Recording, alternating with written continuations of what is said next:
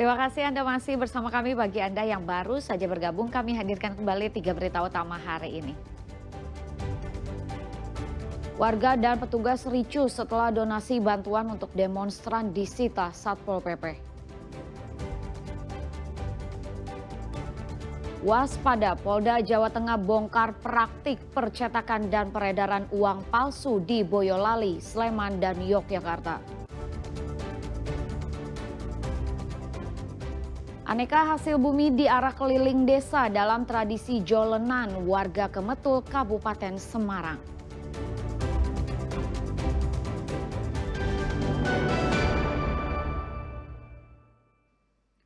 Rencana demonstrasi menolak kenaikan pajak bumi dan bangunan sebesar 250% di Pati diwarnai gejolak. Donasi bantuan yang dikumpulkan disita Pol PP hingga memicu keributan. Namun apa yang menjadi dasar kenaikan pajak sebesar itu? Apalagi Bupati Pati Sudewo kekeh dengan kebijakan yang ia ambil. Berikut liputannya.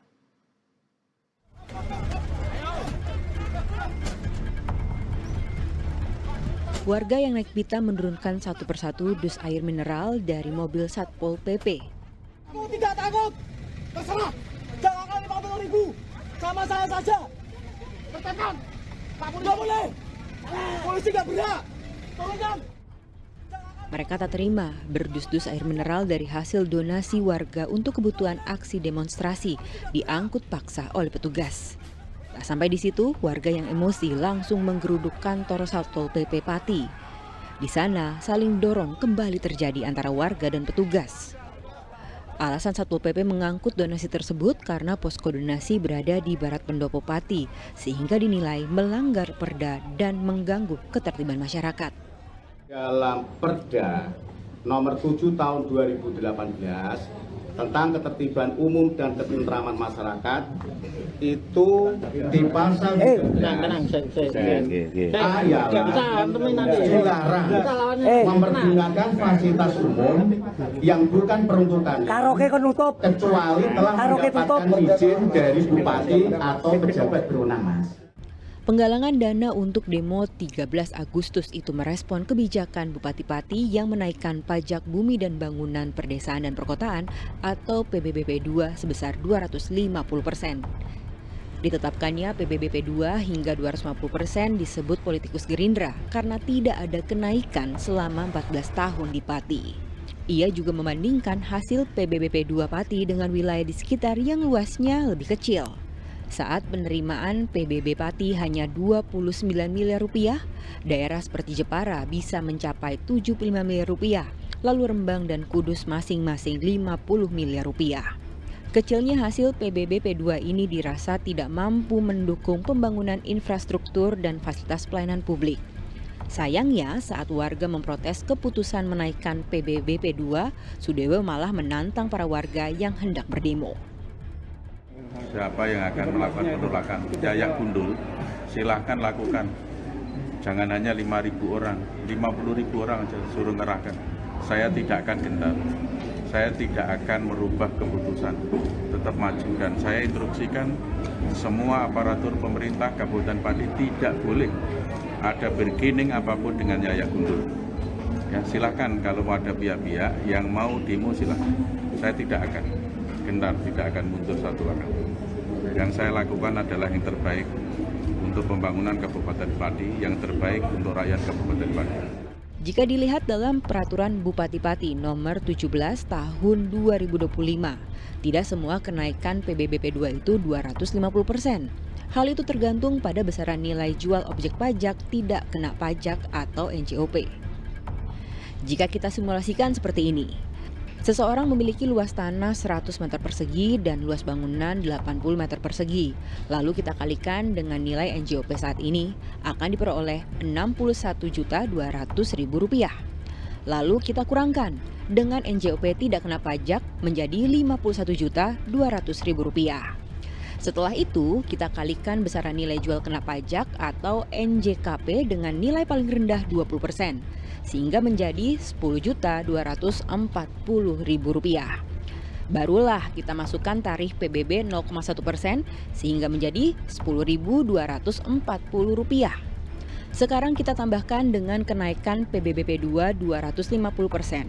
Maka besaran pajak akhir yang harus dibayar adalah Rp35.840.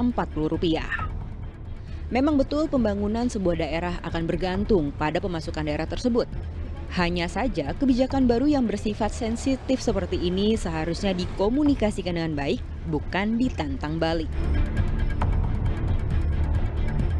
Arif Nur melaporkan dari Pati.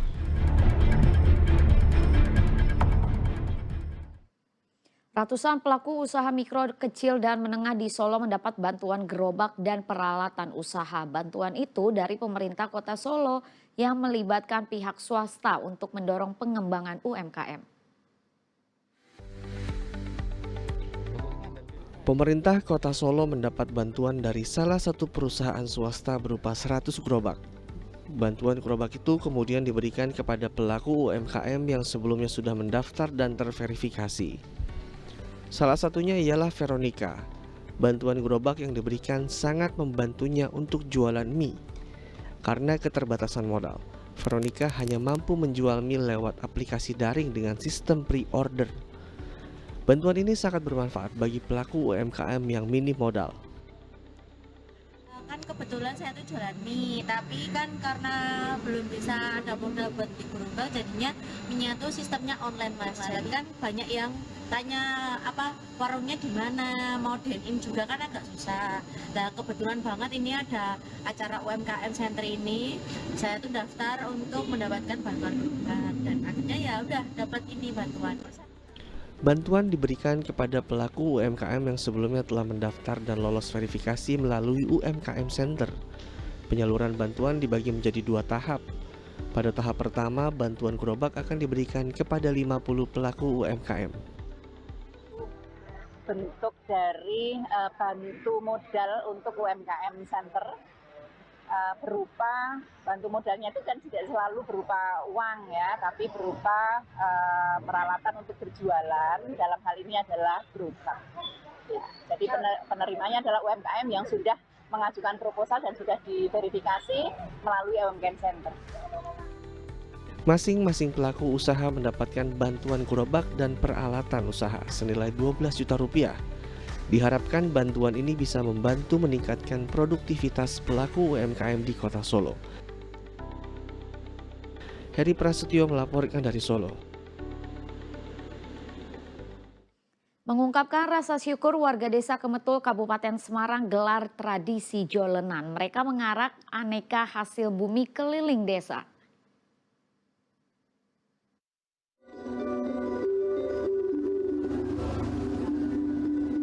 Wah, meriah bener Bapak Ibu keliling desa. Ada yang pakai kebaya sampai arak-arakan patung Hanoman yang gede banget. Ya, ini adalah tradisi jolenan. Adanya di desa Kemetul, Kecamatan Susukan, Kabupaten Semarang, Jawa Tengah. Jadi, warga bersuka cita melakukan tradisi sedekah bumi yang mereka sebut dengan tradisi jolenan. Artinya, ojo kelalen atau jangan lupa kepada Tuhan. Acara ini diikuti 19 RT di desa Kemetul. Mereka mengarak aneka hasil bumi seperti buah dan sayuran keliling desa. Nggak lupa dengan baju aneka tema yang sudah disiapkan sejak lama.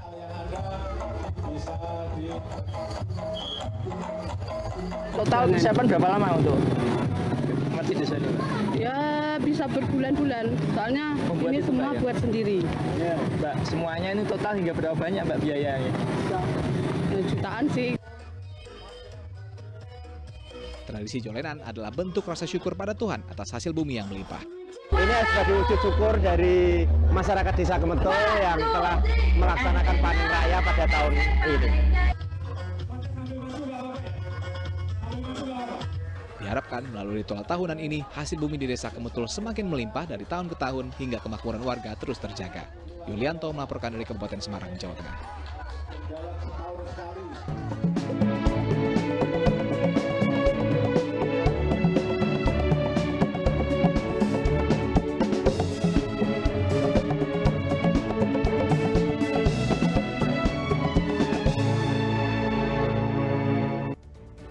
Informasi tadi sekaligus mengakhiri jumpa kita di Berita Jateng hari ini. Jangan lupa pastikan Anda subscribe channel YouTube Liputan 6 SCTV Daerah.